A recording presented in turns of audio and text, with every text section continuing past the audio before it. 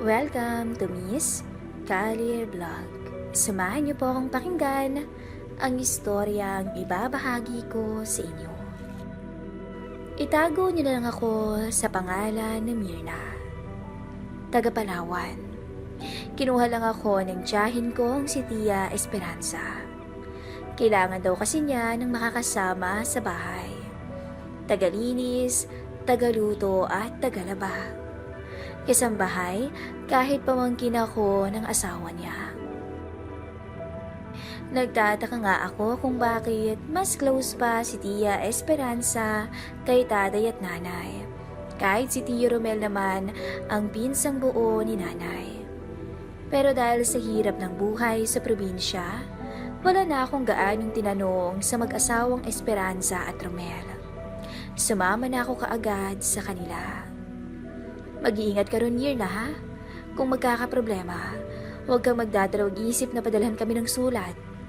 Kabilin-bilinan sa akin ni nanay at tatay bago kami maghiwalay.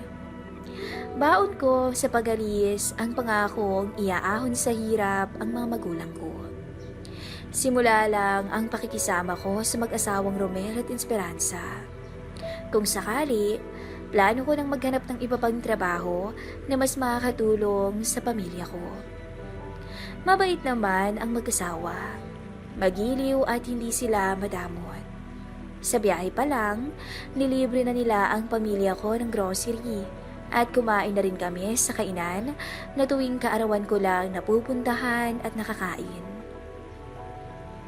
Kain lang ng kain, Mirna. Sobrang payat mo, sabi sa akin ni Tio Romel. Naiwan kasi kami sa mesa noon. Nagpaalam ang misis niya na magsi-CR. Nginitian ko si Romel. Sige po, salamat. Nahihiya akong sabi. Alam mo, maganda ka. Makinis. Biglang sabi pa nito sa akin. Nagkatitigan kami. At noon lang ako nakadama ng kakaibang pakiramdam nang dahil sa makahulugang tingin ng isang lalaki. Salamat po. Nasabi rin po yan sa akin ng asawa niyo. Ani ko sa kanya. Palagi naman kasing sinasabi sa akin yon ng asawa niya. Lihim nga akong naiinggit sa misis niya. Magaganda kasi ang suot niyang damit. Gayon din ang mga alahas. Ang nasa isip ko noon ay parang Amerika na ang Maynila. Sabi ko pa sa isip ko, bagay sa akin ang mga ganong suot at alahas. Buti na lang at naisipan mong sumama sa amin. Sigurado ako, magiging bihasa ka sa Maynila. Yung masuot ng Tia SB mo, makukuha mo yon o higit pa. Yun kasing si SB, matanda na ng mahinog at bumihasa. Kimi ako ngumiti. Noong panahon na yun kasi, hindi ko pa alam kung ano ang ibig niyang sabihin. Pero alam ko naman na may edad ni sila ng maging mag-asawa. Nakwento yon ng magulang ko sa akin. Unang gabi ko sa bahay nila. Agad kong nakitaan si Romel ng kakaibang ugali. Dahil laking probinsya ako, maaga akong nagigising. 4:00 lang nang magising din si Romel at nagbanyo. Paglabas niya mula sa paggamit ng CR, nakasuot na lamang siya ng boxers. Nagtimpla siya ng kape na animoy baliwala lang ang ganoong kasuotan sa mga mata ko. Huwag ka nang mailang kapag ganito lang ang ayos ko dito sa bahay. Alam mo kasi, higit pa rito ang makikita mo sa mga susunod na araw, Mirna. At ang sinabing iyon ni Romel ay tunay nga. Hindi pa man kasi ako katagalan na nasa kanila, nagising ako sa kalagitnaan ng gabi dahil na rin sa dagundong ng dingding. Inosente ako dahil taga-probinsya ako, pero hindi naman lingid sa akin ang gawain na yun ng mag-asawa. Pero kakaiba pala kapag nasaksihan mo na talaga ng malapitan. Mula sa maliit na awang na dating may pako, nagmasid ako sa ginagawa ng mag-asawa. Marahas akong napalunok nang ang unang bumungad sa akin ay ang kabuang harapan ni Romel. At kaya naman pala ako nabulabog Yung headboard pala ng kama nila, nakadikit sa dingding ng kwarto ko. Ang gwapong tingnan pala ni Romel kapag ganoon. Tagaktak ang pawis. Nakalukot ang mukha dahil sa gigil sa asawa. Hindi ko na nga halos pansin si Tia SP kung hindi lang pinatalikod siya ni Romel kaya pumaharap siya sa akin. Para akong nainggit sa reaksyon ng mukha ng misis niya. Nakakagulat ang tagpong yun, ngunit mas nakakagulat kung paanong nag-react ang katawan ko sa aking mga nasaksihan. Kusang napahaplos ako sa leeg ko pababa sa aking shorts. Ilang gabi rin na nangyari yun. Kada gabi na napapanood ko sila, nagagawa kong sumabay sa kanila. At nakakagulat na tila nag-e-enjoy din talaga ako. Pero nung huli, tinanghali ako ng gising. Napo na yun ni Romel. Naiwan kami noon sa bahay. Masama daw ang pakiramdam niya kaya hindi siya pumasok sa trabaho. Si Tia SP naman, hindi pumasok kagabi kaya umagang pasok nung araw na yun. Minsan, gabi ang pasok niya. Pero natitsyempo naman na gabi rin ang pasok ni Tio. Family driver kasi kaya walang fix na oras ang trabaho. Iisa lang daw ang mga amo nila kaya ganun. Mukhang tinanghali ka ng gising ngayon, Mirna. Natutunan mo na ba? Ho? Nabigla akong sabi kay Tia Romel.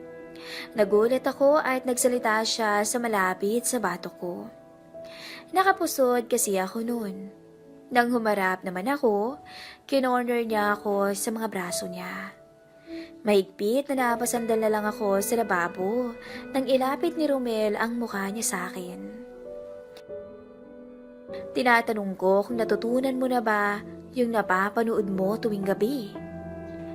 Parang wala na akong naririnig ng oras na yun. Nakakawala ng matinong ulirat ang init ng hininga ni Romel. Gwapo rin siya, kaya mas nawili akong pagmasdan siya. Nagagupuhan ka ba sa akin? Bigla niyang naitanong. Hindi ako makakibunon kasi ang lakas ng tibok ng puso ko. Kung nagagapuhan ka at naiinggit ka sa ginagawa namin ni Tia Esme mo, pwede naman kitang turuan. Aaminin ko na. Hindi naman ako tunay na anak ng mga magulang ko. Hindi tayo tunay na magkamag-anak. Pag-amin sa akin ni Romel. Nagulat ako sa isiniwalat sa akin ni Romel. Pero nabaliwala yun dahil sa sobrang kaba ko sa oras na yun. Ewan ko ba kung dahil lang ba sa sinabi niya na hindi kami magkaano-ano talaga, kaya nagkalakas ako ng loob na kumunyapit sa batok niya. Wala na ako sa sarili. Sa puntong yun, maarab niya akong sinuyo sa labi. Lalo na nang maglandas ang magaspang niyang haplo sa kurba ng katawan ko na umabot pa sa pagitan ng mga hita ko. Napapikit na lang ako at hinayaan siya sa gusto niya. Namalayan ko na lang na nakababa na pala ang suot kong manipis na short sa sahig. Ipinaharap niya ako sa pader. Iniisip ko noon kaya niya ginawa yun ay baka para hindi niya ako makita. Kasi baligtarin man ang mundo, si Tia SB pa rin ang talagang asawa niya. Minuto lang, nakuha na ako ng buo ni Romel. Hindi ako makahiyaw sa takot dahil baka marinig kami ng mga kapitbahay. Sabi ko na nga ba, ako ang magiging una mo. Usal pa ni Romel nang magsawa na siya sa akin. Hingal siyang nakangiti sa akin ng mga oras na yon. Simula noon, nag-iba na ang ikot ng mundo ko sa bahay ng mag-asawa. Palihim din na kinuha ni Romel ang number ko. Puntahan kita dyan sa kwarto mo, Mirna. Isang gabi ay text ni Romel sa akin. Napakagatlabi ako. Hindi ko na sana gustong pumayag, pero mahirap awatin ang tukso. At ayaw ko mang aminin, Hinahanap-hanap ko na talaga si Romel simula nang may namagitan sa amin. Sa banyo, kung saan alam namin na nasa kabila lang si Tia SP, lakas loob kaming nagpakasasa ni Romel. Hindi ko makakalimutan yun. Doon ko nadama na ang ganda ko, dahil halos mabaliw din si Romel sa akin.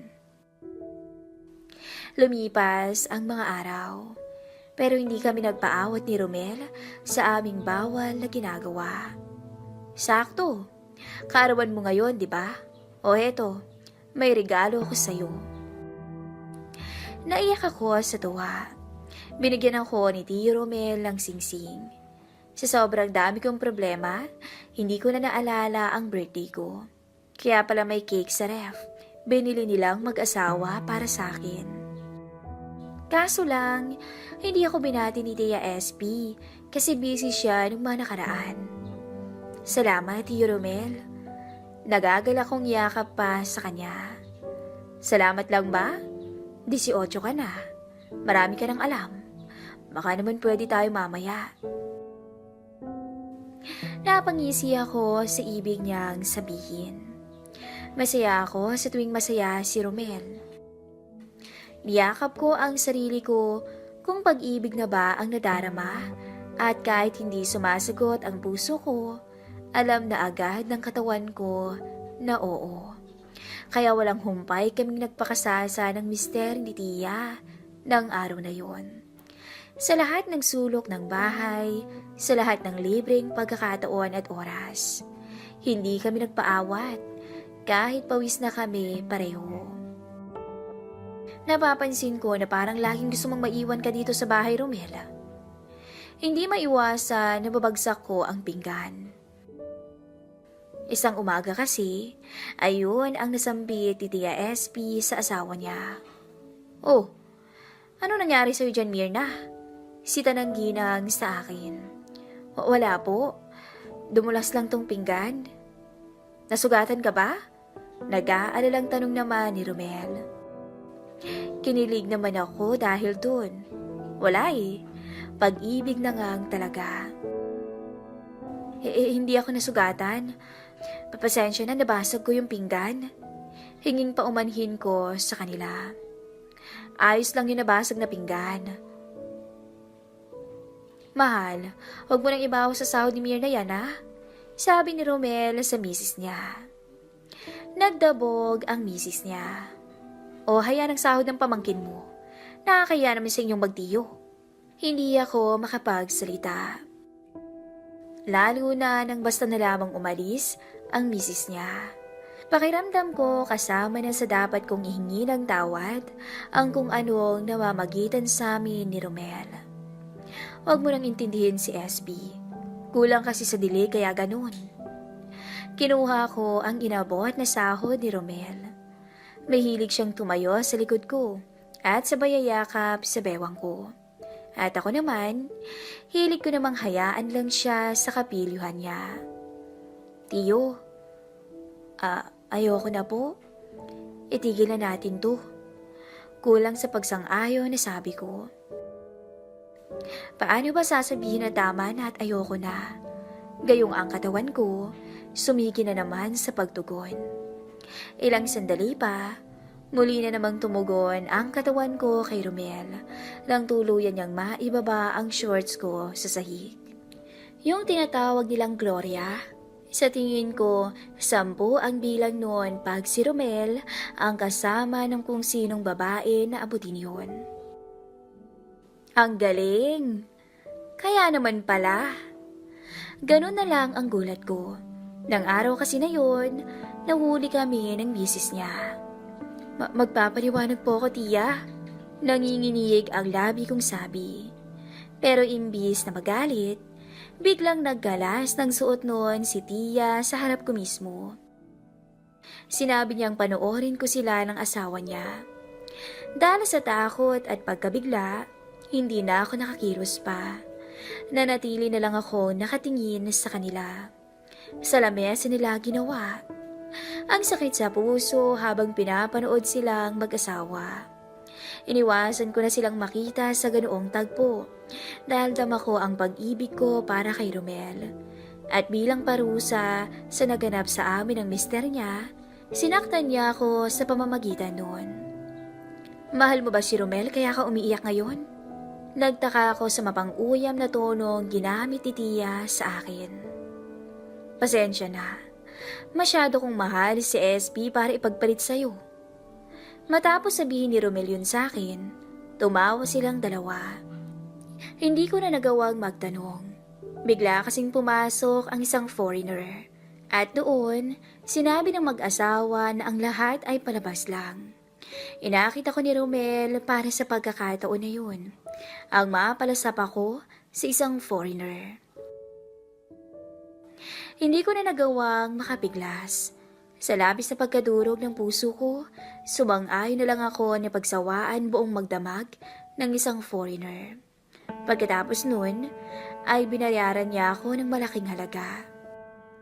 Sa labis na galit ko sa mag-asawang Romel at SB, hindi ko sila hinatian sa inaasahan nilang pera. Labis ang pagkadurog ko sa mga naganap. Pero sa kasalukuyan, naisip ko na lang na gawing tuntungan ang mga nangyari para mas mapalago ko pa ang sarili ko. Kahit nadurog ako at naloko ng mag-asawa, ayos naman ang pamilya ko at heto pa rin ako, nasa ayos at nagbibilang na ng salapi. Magsilbi sana ng aral ang kwento ko para sa mga marurupok na tao na tulad ko. Maswerte lang siguro ako na hindi inadya ng pagkakataon na mabuntis ako at lalong hindi inadya na tunay kong tiyuhin si Tito Romel. Hanggang dito na lang po ang kwento ko at paalam. Muli, ako po si Myrna.